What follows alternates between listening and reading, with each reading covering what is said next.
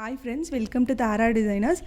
இன்றைக்கி நம்ம வந்து ஒரு வித்தியாசமான வீடியோ பார்க்க போகிறோம். என்னென்னா ஆரி ஒர்க் வச்சு நம்ம பேங்கிள் பண்ணலாம் அப்படின்னு நான் யோசிச்சிருக்கேன். இதுக்கு பார்த்திங்கன்னா நான் மெஷர்மெண்ட் எடுத்து போட்டிருக்கேன். இது நான் வந்து ஃபஸ்ட் டைம் ட்ரை பண்ண போகிறேன். ஸோ அதை அப்படியே நான் வீடியோவாக எடுக்கிறேன். இது எப்படி வரும்னு எனக்கும் பர்ஃபெக்டாக தெரில, பட் ஐ ஹோப் நல்லா வரணும். ஸோ இப்போ பார்த்தீங்கன்னா இந்த மாதிரி நான் பேங்கிள் எடுத்து இதை மெஷர்மெண்ட் எடுத்து இந்த மாதிரி வரைஞ்சிருக்கேன். ஸோ இதை நான் எப்படி எடுத்தேன்னா, ஏதாவது ஒரு இடத்த வந்து நீங்கள் மார்க் பண்ணிக்கோங்க பேங்கிளில். ஸோ இந்த மாதிரி ஏதாவது மார்க் பண்ணிவிட்டு இதுலேருந்து இப்படி இன்ச் டேப் வச்சுக்கோங்க.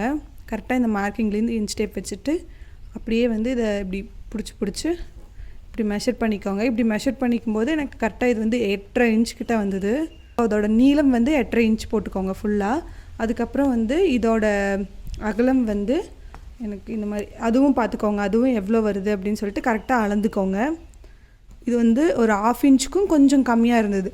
ஸோ அதையும் வந்து நான் இந்த இடத்துல கரெக்டாக மெஷர் பண்ணிவிட்டு நீங்கள் இந்த மாதிரி ஒரு லைன் வந்து ட்ரா பண்ணிக்கோங்க.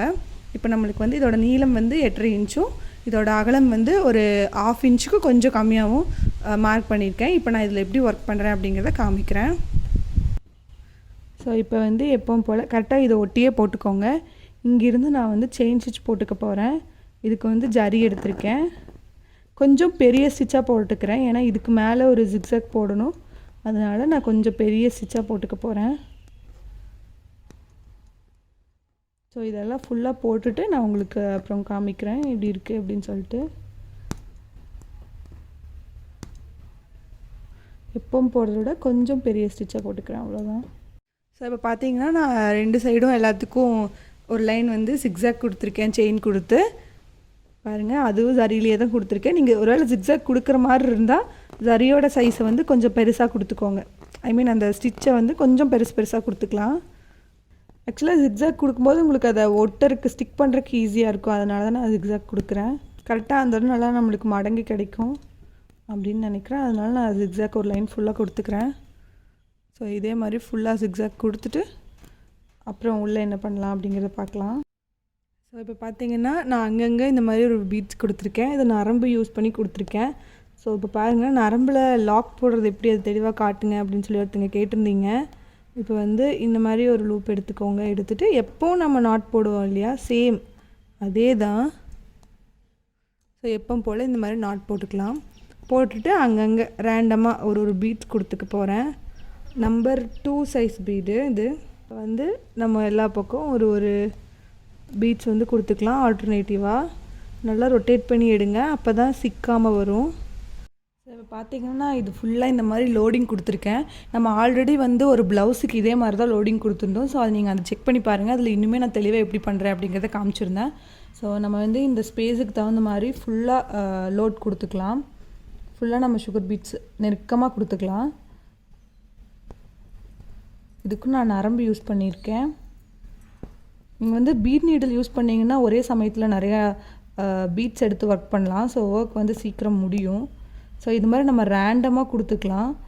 இதுக்கு பார்த்திங்கன்னா நான் வந்து ரொம்ப சின்ன ஸ்பேஸ் அப்படிங்கிறதுனால ஒரு பீடாக தான் கொடுக்குறேன். இப்போ பார்த்திங்கன்னா நம்ம ஆன்லைன் கிளாஸ் வந்து போயிட்டுருக்கு. நெக்ஸ்ட் பேட்ச் வந்து ஸ்டார்ட் பண்ண போகிறோம்.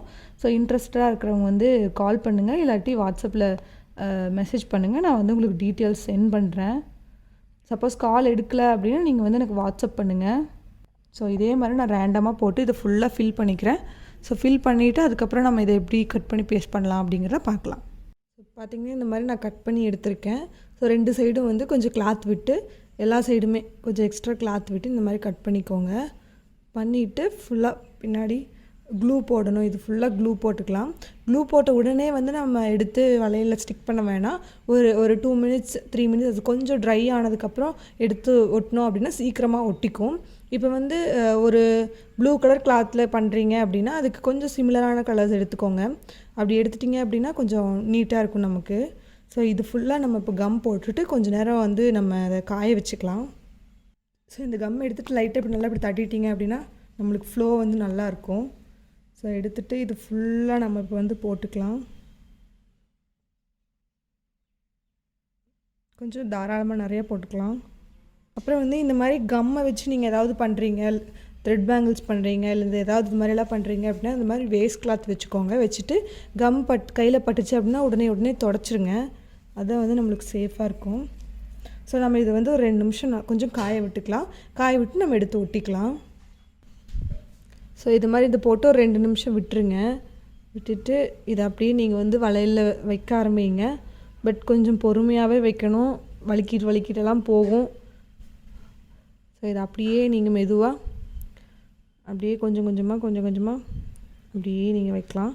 ஸோ உங்களுக்கு இப்படி பார்த்தா தெரியும்னு நினைக்கிறேன்.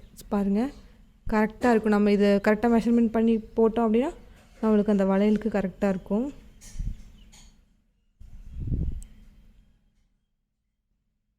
ஸோ இது கொஞ்சம் நம்ம ப்ளவுஸை விடவே கொஞ்சம் பொறுமையாக பண்ணுற மாதிரி இருக்குது. ஏன்னா இது நல்லா டக்குன்னு ஒட்ட மாட்டுது. கொஞ்சம் அது வந்து ஒட்டறதுக்கு கொஞ்சம் டைம் எடுக்குது. ஸோ அதனால் நம்ம இதை கொஞ்சம் பார்த்து தான் வைக்கணும். பாருங்கள், வலிக்கிட்டு வருது. பிளாஸ்டிக் இல்லையா? ஸோ அதனால் ஸோ இதே மாதிரி நீங்கள் இது ஃபுல்லாக இப்படி வச்சுட்டே வந்தீங்கன்னா ஸோ இப்போ பாருங்கள் இதே மாதிரி ஆயிடுது. நீங்கள் இது ஃபுல்லாக ஒட்டிட்டு ஒரு 2 நிமிஷம் வச்சுருங்க. அதுக்கப்புறம் வந்து இது சைட்ஸ் ஒட்டிக்கலாம்.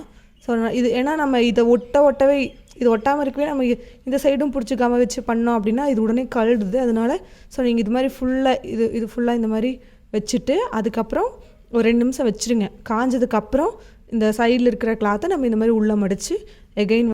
ஸோ பார்த்திங்கன்னா இது நல்லா கொஞ்சம் ட்ரை ஆயிடுச்சு. இப்போ வந்து நம்ம இந்த சைட்ஸில் இருக்கிற கிளாத்தை உள்ளே கம் போட்டுட்டு இந்த இடத்துல கம் போட்டுட்டு இந்த சைடில் இருக்கிற கிளாத்தை வந்து நம்ம உள்ளே இப்படி மடிச்சுக்கலாம்.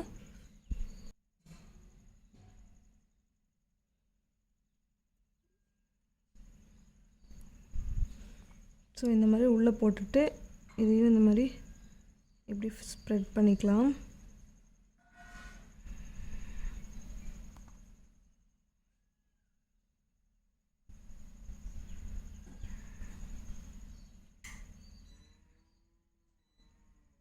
ஸோ ஸ்ப்ரெட் பண்ணிவிட்டு இந்த கையில் இருக்கிறதெல்லாம் தொடச்சிருங்க. பண்ணிவிட்டு நம்ம இதை ஃபஸ்ட்டு வந்து ஒன் சைடு இருக்கிறத நல்லா வச்சு ஒட்டிக்கலாம்.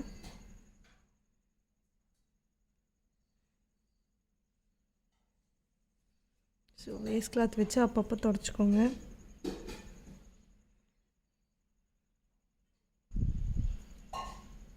ஸோ இதே மாதிரி இப்படி ஒன் சைட் நல்லா ஒட்டிக்கோங்க. ஸோ உங்களுக்கு வந்து ஒரு சைடு இந்த மாதிரி ஒட்டினதுக்கப்புறம் அதுக்கு மேலே எகைன் நம்ம கம் போட்டுட்டு அடுத்த சைடு நம்ம அப்படியே மடித்து விட்டோம் அப்படின்னா நம்மளுக்கு நீட்டாக கிடைக்கும். இது வந்து நல்லா காய வச்சு பண்ணிங்க. ஒரு ப்ராசஸ் முடிஞ்சதுக்கப்புறம் அடுத்தது வந்து காய வச்சு பண்ணோம் அப்படின்னா நம்மளுக்கு நீட்டாக கிடைக்கும். ஸோ இதே மாதிரி தான்.